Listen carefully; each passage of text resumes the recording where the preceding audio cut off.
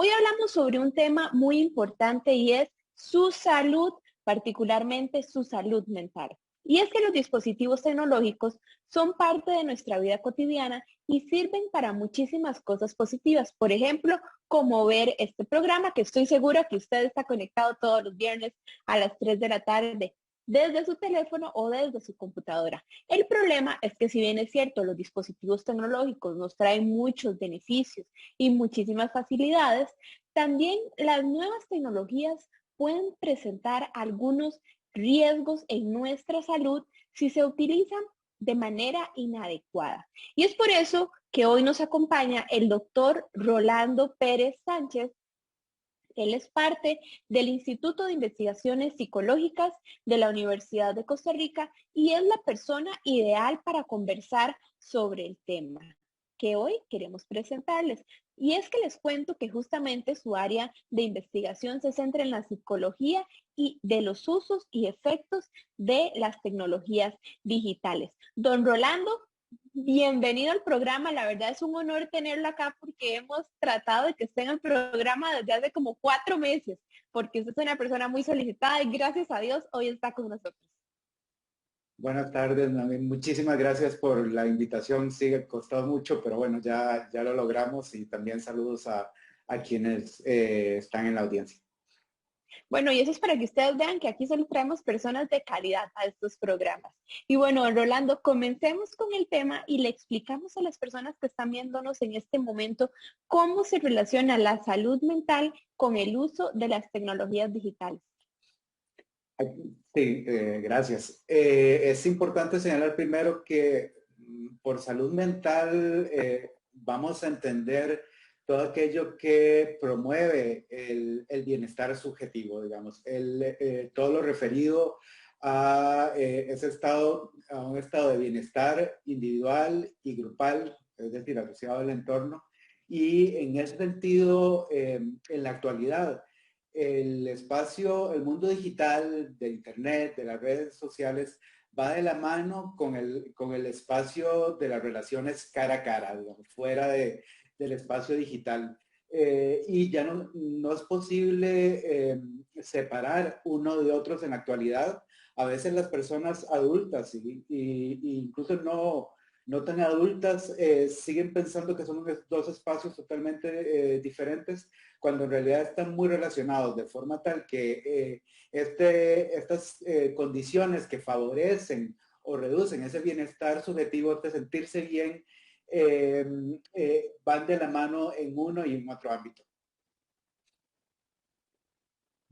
Don Rolando, y dentro de este tema, ¿qué son los derechos humanos online?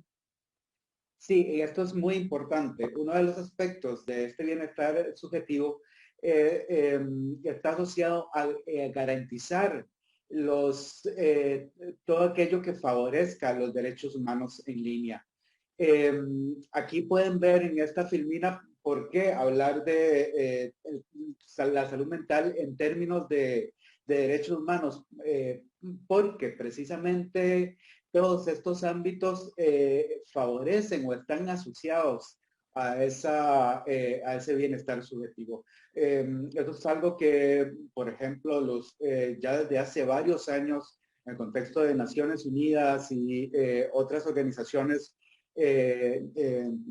multilaterales, han hecho énfasis. De allí que aspectos como los asociados a la brecha digital, qué tanto tengo la posibilidad o qué tan impedido estoy de utilizar, de expresarme por medio de la internet, de las redes sociales, y junto a ello tengo las posibilidades de expresarme, sin embargo, salvaguardando mi privacidad. Junto con ello, es posible, tengo la posibilidad en internet de expresarme a mí mismo, es decir, mi identidad, tanto individual como social, en línea, o hay cosas que me lo reduzcan, hay cosas que me lo impidan, o paredes de tipo no solo tecnológica, sino también de tipo social, grupal, dentro, fuera del internet, en el contexto de las redes sociales, que lo promuevan o lo inhiban. el uso a la información fiable y de calidad, que es un tema que lo vemos con el día a día. Estamos expuestos a mensajes desinformativos, a llamadas fake news también, que hacen que nuestra toma de decisiones cotidianas sobre aspectos relevantes, por ejemplo, de nuestra comunidad como ciudadanos, se vea afectado por no tener la información adecuada. ¿Qué tanto tenemos la posibilidad de expresar libremente nuestras propias opiniones, nuestras propias convicciones, pensamientos o creencias? ¿Qué tanto tenemos la posibilidad de, como ciudadanía, de afirmarnos o no en contexto en línea, poder expresar a las instituciones, no solo en general a los gobernantes, sino a las personas que gobiernan, sino en general a tanto el ámbito comunitario o en nuestro espacio más cercano, incluso laboral, de poder tener una participación activa? ¿Qué tanto tenemos la posibilidad por medio de la Internet de acceder a servicios de educación, de salud, de información, de trámites propios o asociados con instituciones estatales, por ejemplo?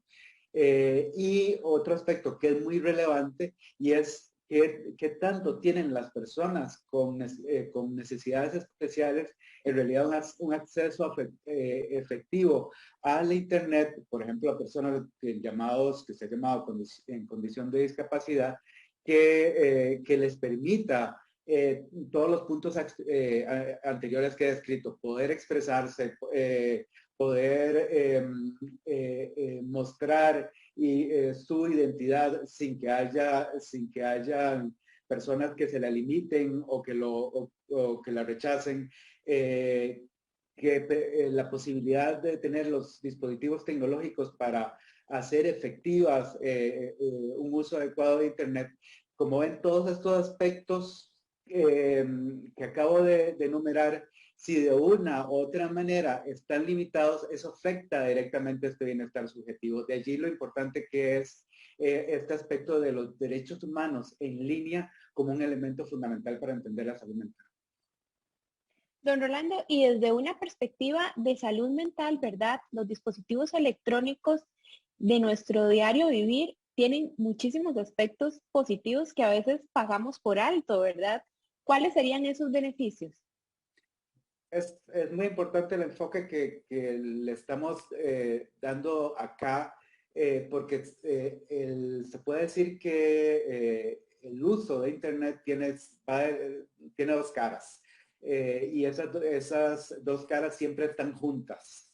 A veces solo se le ve un lado, lo común es que solo se le vea el lado negativo, pocas veces se le ve el lado positivo, pero siempre hay que verlo con esa doble vía. Hay una cara positiva y una cara negativa. Y desde el lado positivo no debemos perder de vista el aporte que tiene al aprendizaje, a la adquisición de nuevo conocimiento. Eso lo vemos muy claro en el caso de niños, niñas y adolescentes, y en contexto de pandemia. Claro que todo esto que hemos estado hablando hasta ahora, la definición de salud mental en contexto digital, estos aspectos positivos lo podemos ver ejemplarizado en carne propia en nuestra experiencia cotidiana en este último año, donde para un gran número de personas la Internet se ha vuelto relevante y centro de su vida cotidiana, pero incluso también para muchas personas que por alguna razón no tienen por ejemplo, condición socioeconómica, zona geográfica, no tienen las posibilidades de acceso la Internet, también igualmente se ha visto limitado. Pero entre esos aspectos positivos, el aprendizaje no es solo un elemento particular para niños o niñas, sino que todos adultos también, adultez mayor, tiene como contextos de oportunidad la posibilidad de aprender, de adquirir conocimiento de calidad. Junto con eso, la posibilidad de expresar la propia identidad tanto personal como social, es decir, pudiendo mediante redes sociales, mediante las comunicaciones, tanto, por ejemplo, por mensajería o en las en redes sociales como Facebook, Instagram, poder expresar su pensamiento, sus opiniones, sus creencias, tenerla, y en ese sentido, ya señalar eso, habla de estos otros aspectos positivos como facilitar la comunicación, la participación social, el entretenimiento, que es fundamental. Don Rolando, Ajá, perdón sí. que lo interrumpa. Ahora que Dígame. usted habla de ahora que habla de los adultos mayores, ¿hay algo en los adultos mayores, aprovechando que usted es psicólogo también, ¿verdad? Que se genera cuando ellos utilizan estos dispositivos, algún elemento positivo en ellos. De hecho, sí, se ha estudiado bastante al respecto y la experiencia de adultos mayores que efectivamente hacen uso de estas tecnologías resulta positiva. Por ejemplo, favorece la integración intergeneracional, es decir, con sus parientes y amistades más jóvenes, por ejemplo, sus nietos, nietas, pero favorece tener una vida mucho más activa junto con sus padres, es decir, con otros adultos mayores, no solo en el contexto de la familia, le permite adquirir información en ese sentido y podemos enumerar una serie de otros elementos, incluso dentro de lo que se llama la adultez saludable y la promoción de adultez saludable, los dispositivos digitales pueden favorecer el uso, ciertas destrezas a nivel de habilidades cognitivas, de habilidades sociales que le permiten a las personas adultas mayores vivir una vida en el sentido plena o más plena, con menos limitaciones de las que puede tener en un contexto que muchas veces se les vuelve difícil hacia ellos. Por supuesto, tenemos un contexto que es una gran cantidad de adultos mayores que tienen limitaciones, ya sea producto de que no tienen los dispositivos o que no tienen las habilidades digitales, y todavía tenemos como país dificultades grandes dificultades para incorporar a la adultez mayor al mundo digital.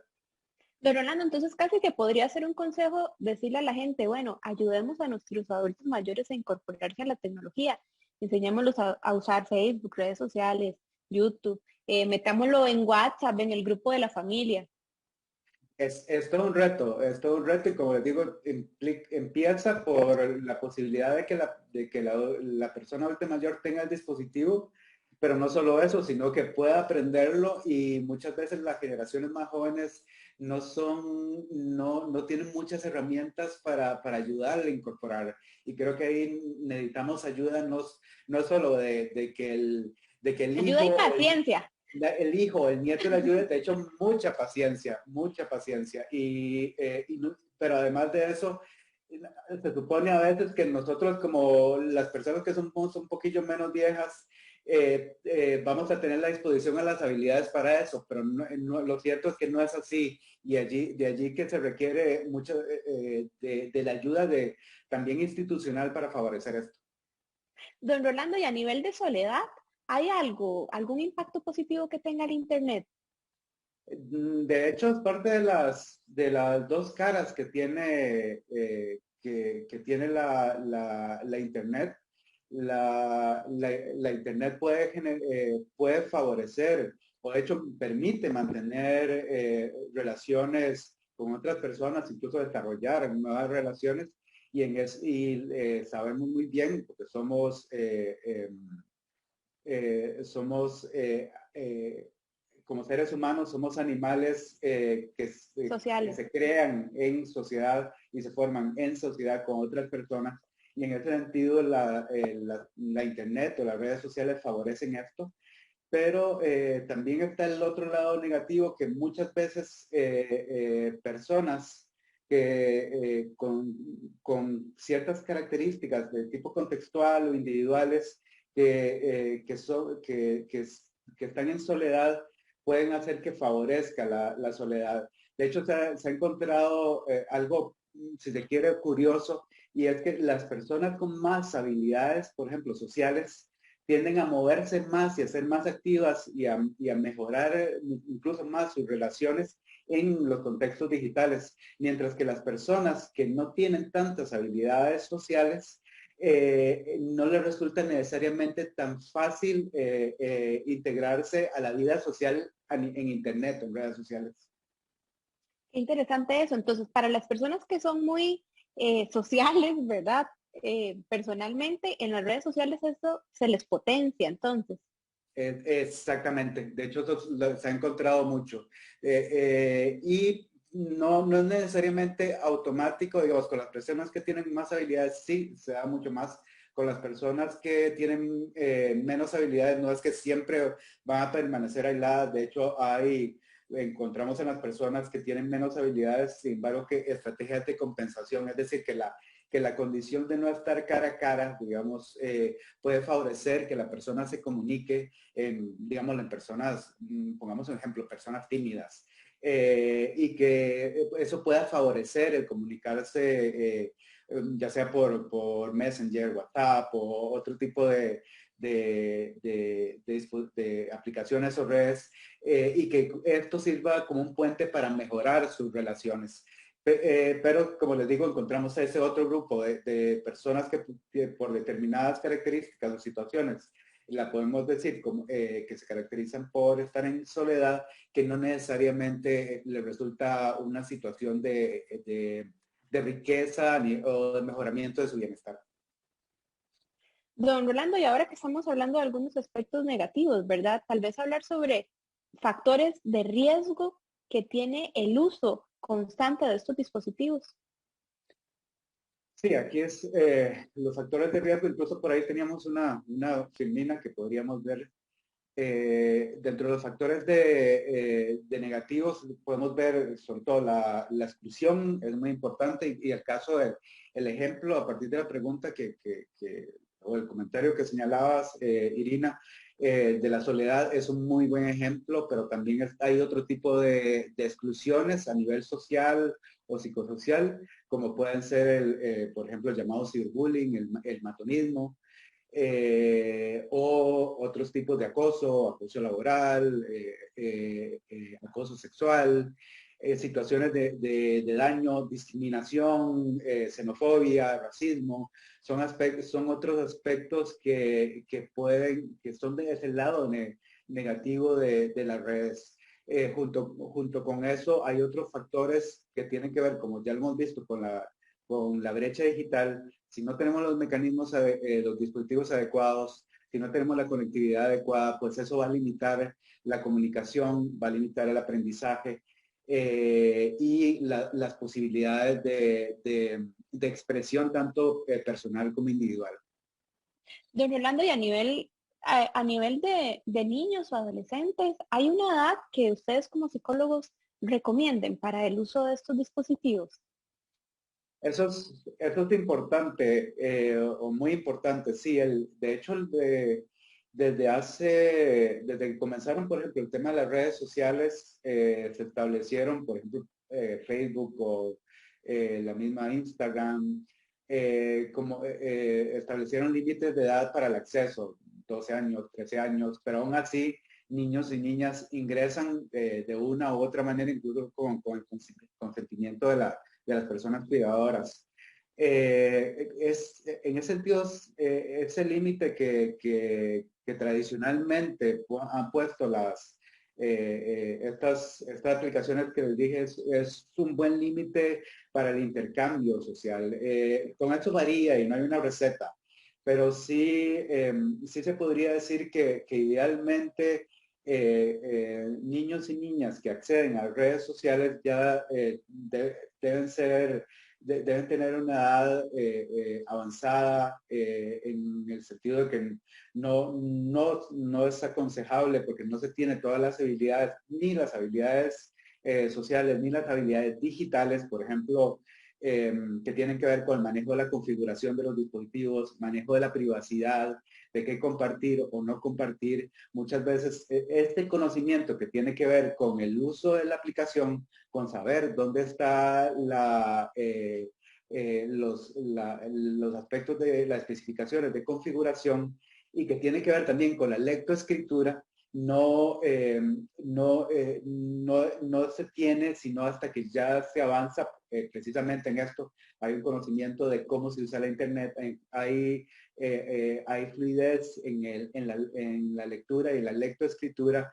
Entonces, no antes de los 11, 12 años, ya le digo, eso haría, no se debería o no es recomendable utilizar, por ejemplo, lo que son las aplicaciones de redes sociales o incluso de mensajería, precisamente porque podrían ser una situación de riesgo. No hay una receta, hay niños y niñas que tienen muchas más habilidades en todos los aspectos que acabo de decir, que sí podrían incorporarse perfectamente. Eso no es el caso con el uso de la Internet.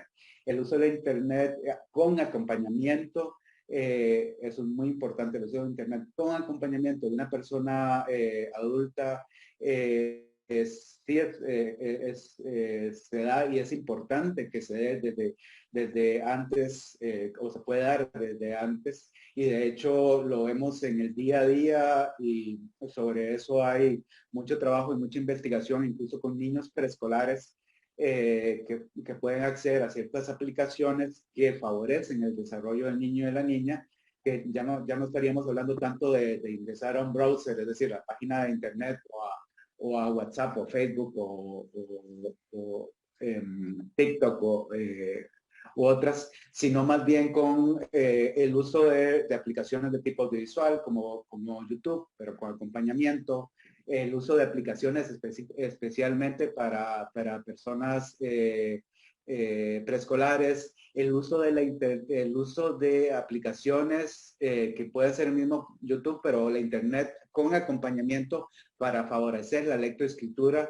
Digamos, es un espacio para, sabemos muy bien que el leer junto con el niño y la niña es fundamental en el desarrollo, en la alfabetización temprana, pero también el desarrollo de una serie de habilidades cognitivas y emocionales. Y los dispositivos pueden ser una herramienta para ello junto con niños y niñas, pero sobre eso es una larga historia y es casi que otro tema sobre el cual podríamos trabajar.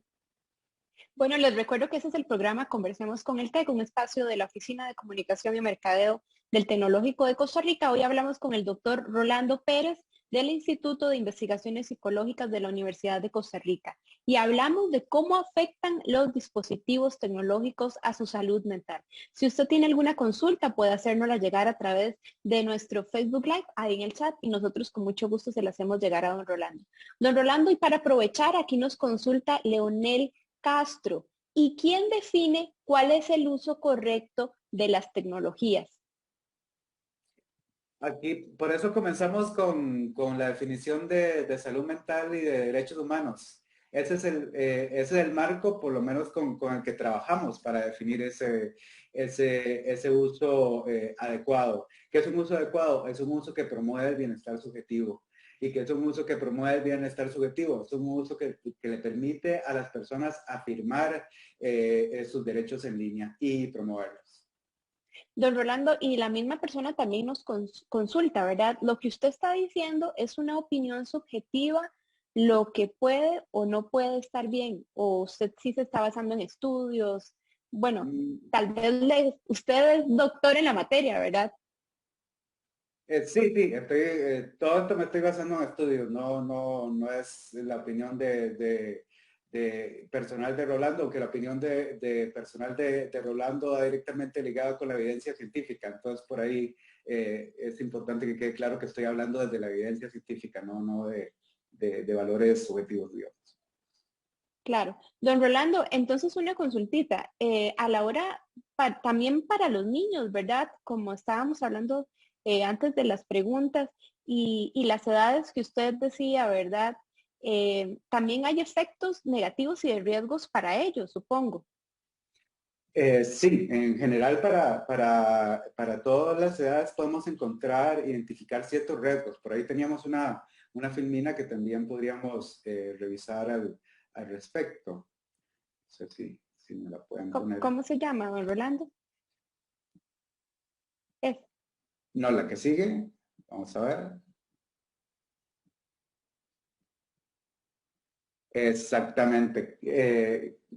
que precisamente va asociada a estos factores de riesgo. Y de hecho, hay factores que podemos decir contextuales, factores propiamente de la relación con el dispositivo y factores institucionales. No sé si por ahí va su pregunta o quiere... Sí, ok, sí. perfecto. O sea, lo que usted nos dice, ¿verdad? Es que muchos de esos riesgos son más bien asociados con el mal uso que le dan algunas personas a los dispositivos. Exactamente, exactamente. Y en ese sentido, más que, aunque el dispositivo no es neutral, y ya de por sí, la misma forma en que se organiza una aplicación, como se concibe una aplicación, ya tiene un objetivo, por ejemplo, y no solo las aplicaciones, sino el mismo dispositivo, el mismo aparato también ya favorece o da un marco para decir, ok, hasta aquí llego, o el tipo de acción, de actividad que voy a hacer yo como usuario es este, pero qué tan positivo, qué tan riesgoso, o más bien qué tanta oportunidad, qué tantos aspectos positivos voy a sacar con ellos y qué tantos aspectos negativos voy a sacar con ellos va a depender de estos aspectos de tipo contextual, de la relación con el dispositivo o institucionales que permean mi uso del dispositivo. Precisamente es eso. Tengo entendido que trae otra diapositiva de este Tal tema, don vez, Rolando. sí, pero tal vez vayamos un toquecito con la anterior solo para referirme a algo. Entonces, dentro de estos aspectos que atentan contra el bienestar subjetivo, encontramos aspectos que tienen que ver con la brecha digital, que ya he tratado de remarcarlo al respecto. Ok, ¿qué tantas posibilidades tenemos de tener un dispositivo podemos acceder a Internet solo por un teléfono celular por medio de prepago, con la limitación de que solo podemos tener acceso porque tenemos limitados recursos económicos y de forma tal que cuando se nos termina lo que dimos para poder acceder a Internet, hasta ahí llegó nuestro acceso, ya eso limita nuestras posibilidades y ya no es una cuestión de que, ok, ya se me terminó el prepago, sino que limita también todo el acceso, todo el contexto de bienestar. Lo vemos muy claramente con el caso de niños y niñas y adolescentes en el contexto escolar, pero lo pudimos ver en contexto laboral, que estas limitaciones de cuánto tenemos dispositivo o acceso van a limitar. Pero junto con estos aspectos de brecha digital, también están otros aspectos que son antecedentes, es decir, con los que yo como persona vengo en el momento de encender el aparato o sentarme frente al aparato y empezarlo a usar, y que tienen que ver con factores psicológicos o sociales. Por ejemplo, aquí doy unos ejemplos. Ok, estoy en un contexto de estrés, de angustia, de depresión, eh, que puede hacer que eso limite o que ya vaya a orientar la forma como organice o como me relacione con otras personas en contexto en línea, que le vaya a dar más importancia cuando hago búsquedas. Son elementos de tipo que es subjetivo, pero no solo subjetivo, no solo individual específicamente, sino contextual, que van a permitir o que van a limitar este bienestar subjetivo. Y si podríamos pasar a la siguiente, Filmina, si les parece. Y dentro de esto están esos factores que les decía, más bien asociados con la relación entre el dispositivo y los factores propiamente de la persona usuaria. Y dentro de eso vemos y conocemos, porque son de los temas que más se ven en el día a día, en lo que tiene que ver con nuestra actividad y con los dispositivos digitales, con el teléfono, con la computadora, con la tablet, con las redes sociales. Y es el tema, por ejemplo, de las adicciones. Son situaciones que incluso más común que la adicción es la dependencia que tenemos hacia un dispositivo o una aplicación Lo vemos en caso de juegos, cierta dependencia al teléfono celular, pero está el contexto de apuestas, pornografía, que son temas que ciertamente van a limitar y que están empobreciendo nuestro bienestar. Así con Don ellos, Rolando, ¿cuándo se considera una persona adicta? ¿Cuándo, eso, cuándo yo digo, usted es un adicto al celular? Es cuando, eso es una muy buena pregunta y no hay claridad todavía en todo. ¿Por qué? Porque las adicciones tienen, tienen ciertas características, implican además dependencia fisiológica y hay una serie de variables que no solo son psicológicas, no solo son de hábito, de conducta, sino que tienen que ver con factores de tipo fisiológico, de tipo de comportamiento, de actividad cerebral que nos define cuándo es una adicción o no. Entonces, por ejemplo, se habla de adicción hacia el teléfono o de adicción hacia el Internet y sobre eso, incluso hay publicaciones sobre eso y bastante, pero no hay una claridad sobre adicciones. Por eso muchas veces es mejor hablar de dependencia, porque no necesariamente encontramos, por ejemplo, un correlato a nivel de un cambio, a nivel de neurotransmisores, a nivel cerebral que nos respalde esto de la adicción. Pero sí vemos fuertes situaciones de dependencia, que no pasa así, por ejemplo, don Rolando, pero cuando a un niño usted le quita el teléfono y hace un ajá, espectáculo en alguna parte o los adolescentes, ¿verdad? Yo he visto adolescentes, yo he estado parqueada en un supermercado y la mamá le quita el celular al adolescente y ella comienza a gritar, o sea, ¿eso cómo se llama? Bueno, obviamente es un berrinche, ¿verdad? Pero o sea, sí. a nivel psicológico, ¿cómo se llama esto? Sí, además de berrinche, eso no necesariamente es dependencia, porque eso lo vemos en un momento dado. De hecho, ese mismo cuadros que vos decís, o que usted dice, perdón, eh, eh, lo encontramos en los adultos también. Hay adultos que tal vez no hagan el berrinche y se tiren al suelo, pero es casi igual, que salen de la casa y se tienen que devolver porque no viven sin el teléfono o no vivimos sin el teléfono.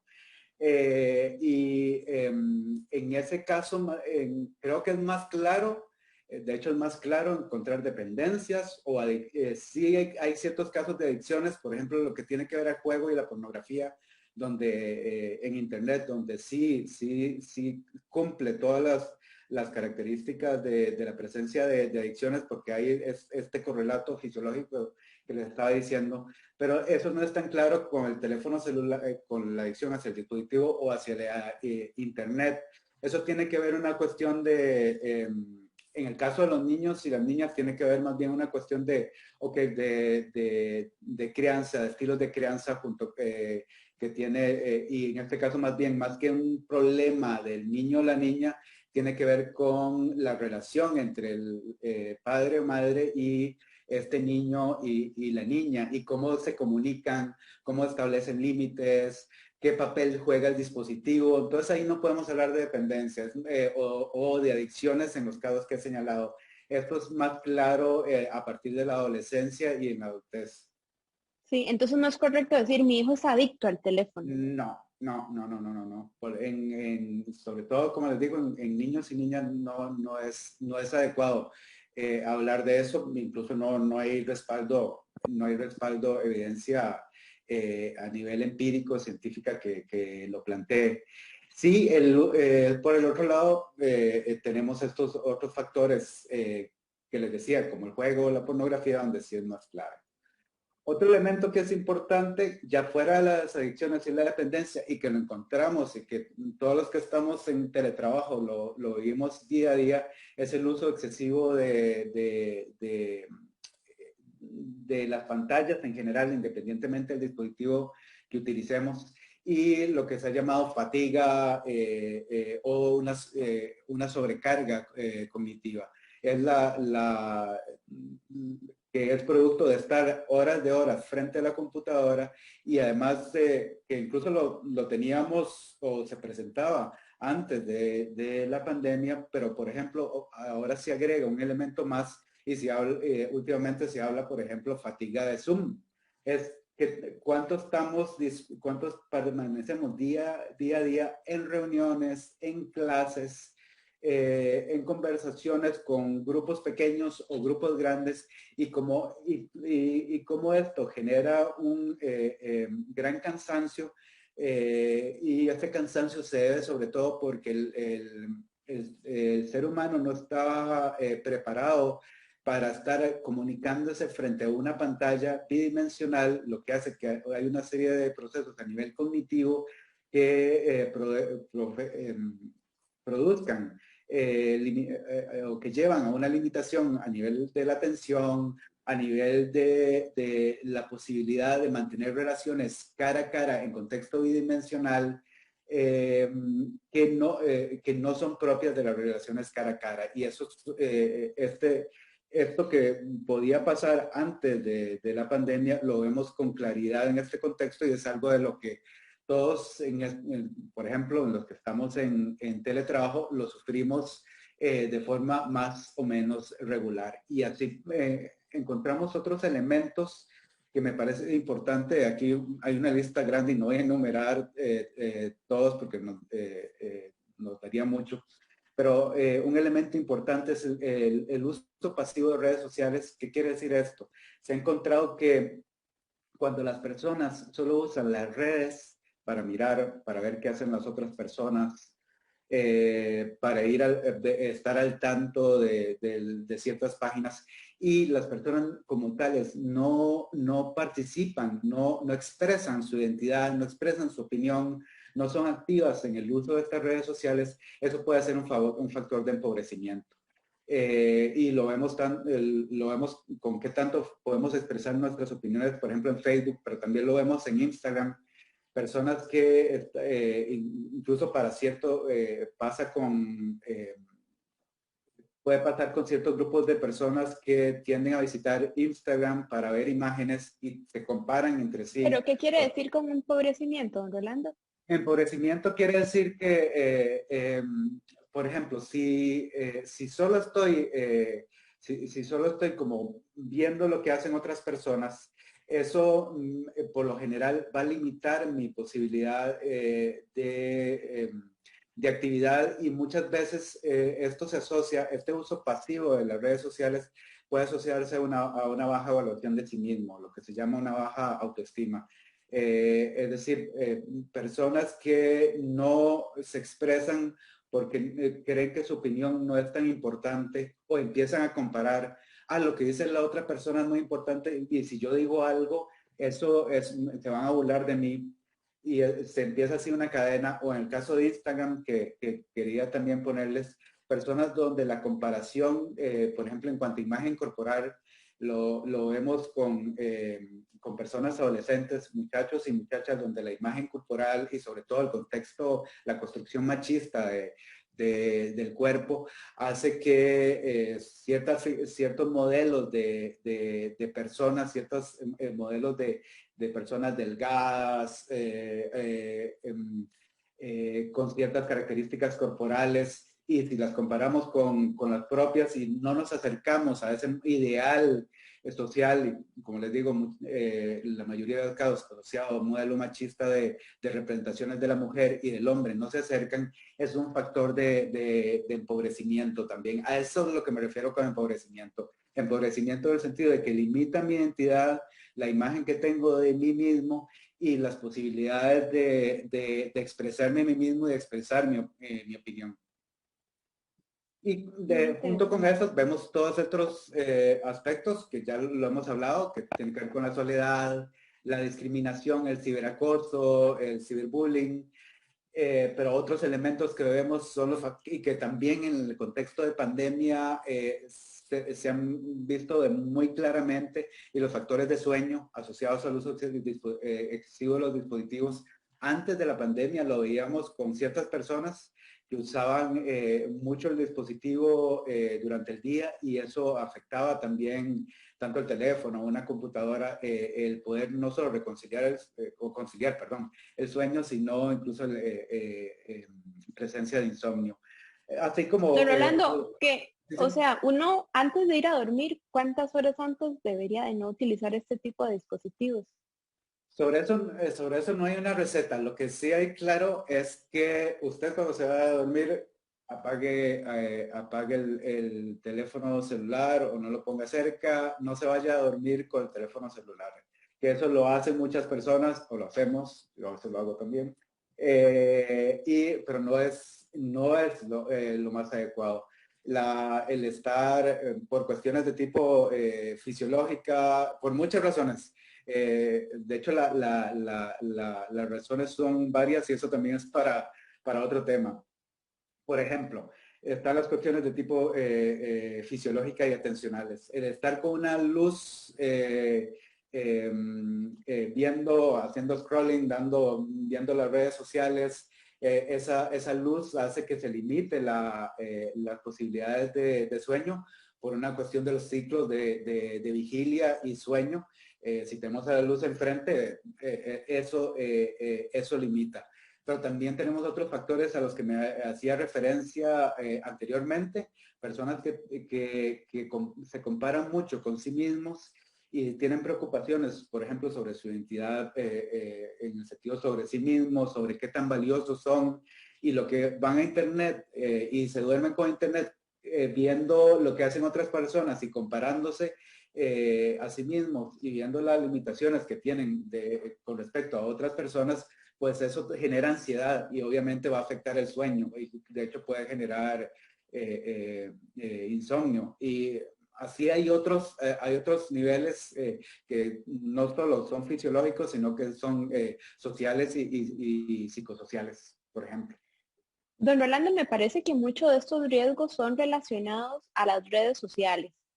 ¿Por qué en estos espacios se han dado este tipo de comportamientos si en un principio las redes sociales no fueron creados para que la gente tuviera estos efectos? Aquí sí, esta pregunta es muy importante porque en ese sentido la culpa no la tienen en sí las redes sociales, como decíamos al inicio, la causa última no está en el dispositivo, la causa última está en ciertos factores que favorecen o no oportunidades nuevamente o riesgos o un empobrecimiento al usar el dispositivo. Las redes sociales, como ya veíamos, pueden ser un factor de que favorezca la comunicación, que favorezca una expresión de mí mismo, de mis opiniones, afirmarme como persona ciudadana, por ejemplo, expresar mi identidad. Pero puede ser un elemento, por ejemplo, veámoslo en el caso del ciberbullying, del ciberacoso, donde está afectada, por lo contrario, lo vemos sobre todo en adolescentes, pero también niños y niñas, donde el abrir determinada red social es casi que un sinónimo de violencia, un ataque, una amenaza a mí mismo, por ejemplo, porque otras personas se están burlando de mí o usaron imágenes sin permiso. Eh, con eso también lo que nos lleva es a otro elemento, y por eso su pregunta es tan valiosa. ¿Por qué las redes sociales se vuelven también un elemento donde encontramos tanto los riesgos como las oportunidades? Porque también las redes sociales la comunicación en general es el principal uso que le hacemos a estos dispositivos. Tanto niños y niñas como personas adultas, lo primero que hacen en cuanto a frecuencia de uso es para la comunicación. Entonces, es claro que la comunicación, al ser la actividad más importante en nuestros dispositivos, va a ser un factor tanto de oportunidad y un factor de riesgo. Y por lo otro que veíamos, al ser animales que nos construimos gracias a la comunicación, es nuevamente las redes sociales en el elemento donde se van a juntar estos dos aspectos. Bueno, hago una pausa para recordarle a toda la audiencia que este 2021 el Tecnológico de Costa Rica está celebrando su 50 aniversario y por eso nos gustaría hacer varios programas especiales respecto al aporte que esta universidad en sus 5 décadas de existencia le ha dado al país. Así que queremos aprovechar este espacio para pedirle su apoyo y para que tenga toda la disposición de podernos escribir al correo conversemos@tec.ac.cr y nos cuente cuáles temas le gustaría que tratáramos en nuestras siguientes ediciones. Les recuerdo también que hoy estamos conversando sobre los riesgos de salud mental asociados a los dispositivos y tecnologías digitales. Hoy nos acompaña el doctor Rolando Pérez. Él es investigador de la Universidad de Costa Rica y justamente se especializa en estudiar la psicología de los usos y los efectos de las tecnologías digitales. Bueno, don Rolando, usted nos trae una lista de recomendaciones para proteger nuestra salud, ¿verdad? Y la de nuestros seres queridos cuando utilizamos las tecnologías digitales. ¿Qué le parece si vamos a verlas? Perfecto. Ok. Podemos señalar una serie de recomendaciones que se le puede llamar ahí en términos técnicos comportamientos protectores o medidas protectoras para favorecer ese bienestar subjetivo. Un elemento fundamental que hemos encontrado es, y que es importante, por ejemplo, cuando hablamos de niños, niñas y adolescentes, pero también cuando hablamos, y ahora que tocamos el tema de depresión o de soledad o de uso excesivo, y es un elemento fundamental de este primero, qué tanto apoyo familiar o de amistades cuenta la persona. Este papel y el apoyo se refieren no solo en línea, sino tanto dentro y fuera. Ahí donde nuevamente se une en el contexto digital el dispositivo y fuera del dispositivo, cara a cara y la comunicación digital. Es fundamental el favorecer, el promover un contexto donde como persona me integre o tenga a mi alrededor a personas con quien contar, de mi familia, de compañeros, compañeras de trabajo o de amistades. Esto es clave para un uso adecuado tanto de los dispositivos como de las diferentes aplicaciones. Si tenemos esto, si lo podemos promover en otras personas, ya estamos casi que muy encaminados en un uso orientado a las oportunidades, no tanto en riesgos. Importante es el segundo punto, y que ya lo hemos visto, controlar los tiempos tanto en el que estoy en línea como en el que estoy fuera, offline, como el que estoy fuera del dispositivo. En ese sentido, tener límites clave, por ejemplo, en contexto de horas laborales, de teletrabajo. Ok, hasta aquí llega mi tiempo frente al dispositivo y ahí vale la pena desconectarse y empezar a hacer otras actividades. Tanto de interacción cara a cara con otras personas de mi familia, de actividades al aire libre, actividades deportivas, y que es un elemento que tiene que ver, que lo ven ahí como en el cuarto punto, que tiene que ver con la diversificación de esas actividades de tiempo libre. Entonces, la posibilidad o el intentar siempre decir, ok, hasta aquí voy a utilizar el dispositivo y después del dispositivo voy a organizar, voy a pensar, voy a organizar mi tiempo en otras actividades que estén fuera del dispositivo, va a ser fundamental. Porque junto con el apoyo familiar y de las amistades, la diversificación del tiempo libre es fundamental. Cuando mi tiempo libre solo se reduce a una cosa, ahí empieza a empobrecerse no solo mi tiempo total, sino en general mi salud mental. Cuando todo mi tiempo se dedica, por ejemplo, al trabajo, cuando todo mi tiempo se dedica a los dispositivos, cuando todo mi tiempo solo se reduce a una actividad, eso no favorece la salud mental. Y en ese sentido, más bien, los dispositivos digitales o en general las tecnologías digitales, si los utilizamos bien, pueden favorecer a esa diversificación. Y junto con nuestro uso de las tecnologías, hacemos actividades con nuestra familia, con nuestros amigos, hacemos actividad física, hacemos un deporte, caminamos,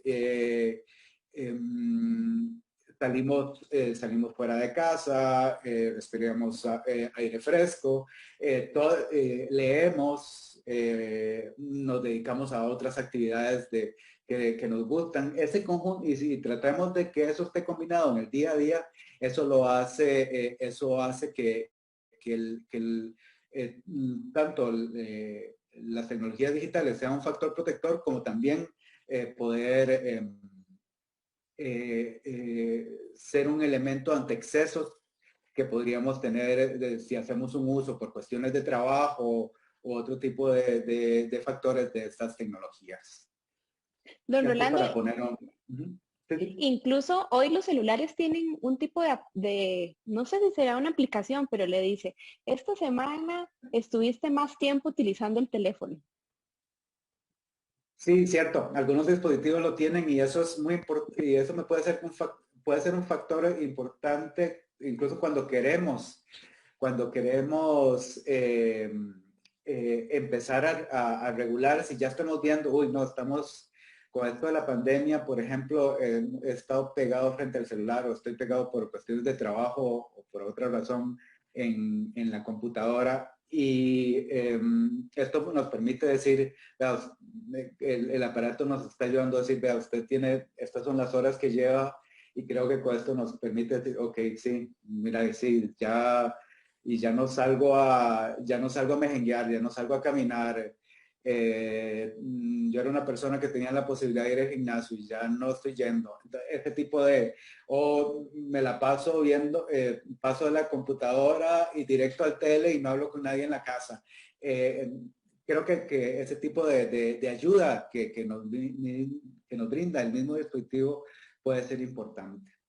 Aquí nos Okay. está, aquí nos está comentando Caro Navarrillo, en el trabajo la inmediatez que genera el uso de los dispositivos genera excesos. Es lo que está pasando actualmente con el teletrabajo. No hay respeto de límites, ni de los tiempos de descanso, ni de tiempos para iniciar a trabajar, para terminar de trabajar, para almuerzos, salidas, etcétera. Eso es muy importante y ahí yo creo que vamos a ver, como trabajadores que estamos haciendo teletrabajo y trabajadoras, creo que tenemos que, por un lado, eh, ponernos objetivos y dentro del espacio de tiempo que tenemos para trabajar, sé que muchas veces, sobre todo en contexto de trabajo, de teletrabajo, y al trabajar por objetivos muchas veces requerimos más tiempo, pero aún así tenemos que regularlo y es algo que debemos comunicarlo con las personas que son, con nuestros compañeros, compañeras de trabajo, con nuestros jefes, para que eso se regule. Y creo que es un derecho, es además un derecho laboral el poder regular tanto el tiempo libre como el tiempo propiamente de trabajo, porque eso tanto favorece, nuevamente, en nuestra propia salud mental, como favorece nuestro trabajo y nuestra actividad como trabajadores. Don Rolando, por lo que usted nos ha venido explicando con el tema de la salud mental, me parece que es muy parecido a cuidar nuestra salud física y hacer ejercicios, porque de repente yo digo, ay, me gustaría estar bien saludablemente físicamente, pero me da pereza hacer ejercicio, entonces vengan las papas, la hamburguesa y el chicharrón, ¿verdad? Me parece Exacto. que es igual con la salud mental. De repente hay todos estos excesos, pero, ay, no, a mí me encantan las redes sociales, no importa que no me pongan límites en el trabajo. Creo que también es muy de uno. Uno es quien tiene que tomar la decisión de cuidar su salud mental. Sí, eso está poniendo usted un excelente ejemplo y me parece súper oportuno porque sí, por ejemplo, alguien que jugar videojuegos tiene muchas cosas positivas, muchas cosas positivas, pero exceso no. Y jugar videojuegos es como de sentarse frente al televisor, comer papas y nachos, desde el punto de vista de la salud mental. Y si pasas en eso, igual lo mismo que con redes sociales. Si pasas todos los días solo pegado con las redes sociales, pues de ahí sí, ciertamente es como estar comiendo boca de De chicharrón con chicharrón. yuca todo el día, digamos. Me parece excelente, excelente ejemplo. Chicharrón y no el de carne, ¿verdad? Sí, sí, Exactamente. por lo que estoy viendo, o sea, somos nosotros quienes que tenemos que tomar nuestra decisión de cuidar nuestra salud mental, de decir, bueno, ya no más excesos, tengo que controlarme en el uso de la computadora, tengo que controlar a mis hijos, a mis adolescentes. Bueno, ahora hay hasta adultos mayores, ¿verdad? Uno dice que a veces no todos los adultos mayores tienen acceso a internet, pero hay unos que están en el grupo de la familia y usted dice, ese tiene más tiempo que yo, ¿verdad? Sí, sí, sí, sí, sí, sí, exactamente, exactamente.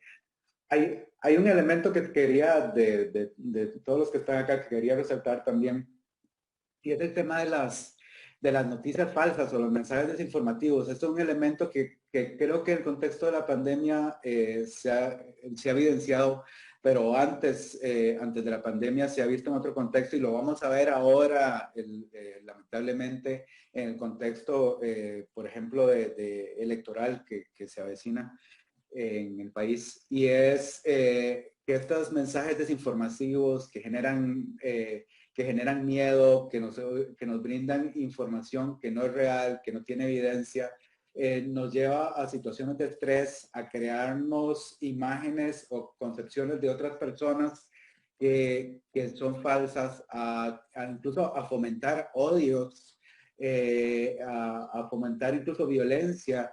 Y esto es un elemento que lo tenemos en el día a día y que, ya les digo, creo que de todos estos hemos sido testigos activos durante la pandemia, pero que se van a seguir presentando. Entonces, por ahí, esta posibilidad de desarrollar habilidades para identificar cuáles noticias son falsas o cuáles mensajes son falsos o no, aunque nos lo pase una persona cercana, un amigo, alguien que tenemos respeto, siempre va a ser fundamental nuestra responsabilidad, esa actividad en línea para cotejar y en ese sentido no preocuparnos, generar miedo o odios sin antes cotejar, hacer ese chequeo, por ejemplo. Don Rolando, también hay otras medidas más, ¿verdad? Que son de corte institucional o del Sí. Estado que es importante que se vayan instaurando en nuestro país.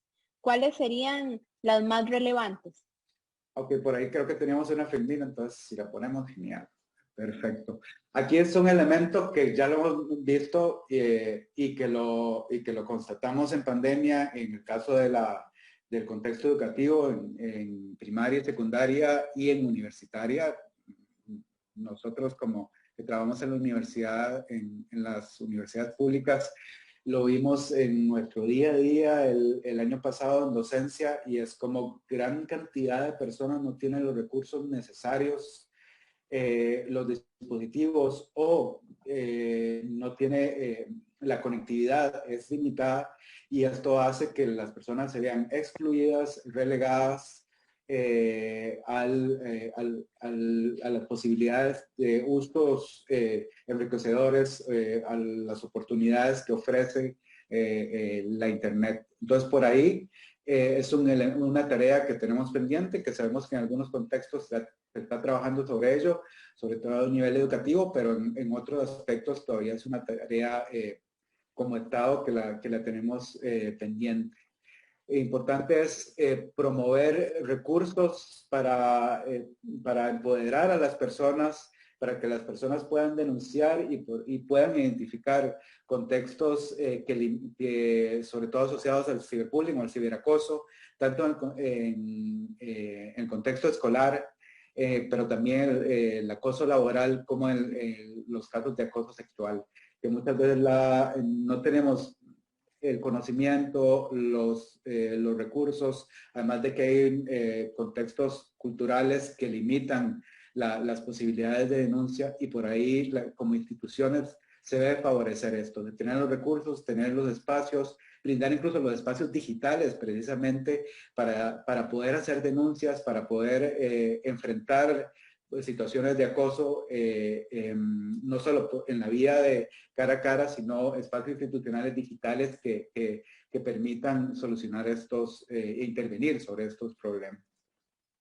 Lo otro es, por ejemplo, tanto en el sector de salud como el sector educativo, lo que se llaman intervenciones psicoeducativas, que quiere decir más bien intervenciones más individuales, personalizadas, sobre problemas específicos que tengan las personas en el mundo digital, sobre el cual no necesariamente se ha trabajado mucho o se tienen políticas o protocolos claros, digamos. Cómo abordar ciertas situaciones que atentan contra, por ejemplo, lo vimos ahora, contra mi autoestima, contra mi propia identidad y que pueden solucionarse o pueden favorecerse tanto desarrollando herramientas digitales como en contextos de intervención cara a cara a nivel de clínicas, pero en contextos educativos, pero también en contextos comunitarios. Y sobre eso hay mucho trabajo, no solo en el país, sino a nivel internacional, sobre el que hay que trabajar. Y por otro lado, intervenciones más bien en general de promoción del bienestar subjetivo digital, recurriendo a los mismos dispositivos digitales, por ejemplo, cómo favorecer estilos de vida saludables. Y en este caso, usted, Irina, ponía el ejemplo del control de tiempo, que puede ser importante. Hay otras aplicaciones que favorecen también el deporte o la actividad física. Hay otras aplicaciones que favorecen el manejo del estrés, incluso que favorecen, por ejemplo, hacer ejercicios de relajación en contextos laborales y ante contextos también personales del día a día pueden ser muy relevantes y que nos permiten ubicarnos y responder más adecuadamente en la solución de problemas. Solo para poner un ejemplo donde se puede actuar como Estado, pero no solo como Estado, también en el sector privado y en conexión público-privado se pueden desarrollar alternativas que finalmente llevarían a un enriquecimiento de la ciudadanía, un enriquecimiento de la actividad laboral y social en general. Bueno, don Rolando, muchísimas gracias por haber estado con nosotros en este programa. Sus palabras finales. Ok, no, primero que todo agradecer por el espacio. Esto es, como ven, es una pincelada. Cada tema se ha desarrollado y sobre el cual se ha investigado, se está empezando a investigar hay mucho trabajo por hacer. Nos encontramos sin embargo, con un mensaje que para mí es importante siempre dejarlo, y las tecnologías digitales tienen esas dos caras. Es nuestra responsabilidad como personas, como individuos, como ciudadanos, hacer que se favorezcan las oportunidades, tanto en individual como del lado ciudadano, como decirle y promover que nuestras instituciones, que nuestras organizaciones también hagan algo para la promoción de estas formas positivas en el uso de las tecnologías digitales. Muchísimas gracias, don Rolando. Muchísimas gracias a todos ustedes por habernos acompañado esta tarde. Hoy hablamos de cómo afectan los dispositivos tecnológicos su salud mental y para esto conversamos con el doctor Rolando Pérez Sánchez. Él trabaja en el Instituto de Investigaciones Psicológicas de la Universidad de Costa Rica y además su especialización es justamente en este tema. Le comento que la próxima semana conversaremos sobre la carrera de Ingeniería Ambiental del TEC, qué hacen con sus graduados y mucho más. Esta es una producción de la Oficina de Comunicación y Mercado del TEC. También es una producción del periodista Johan Umaña, en controles técnicos Ruth Garita. Los acompañó durante esta hora la periodista Irina Grajales. Todos nosotros estamos bajo la dirección de Marcela Guzmán. Muchísimas gracias y los espero el próximo viernes.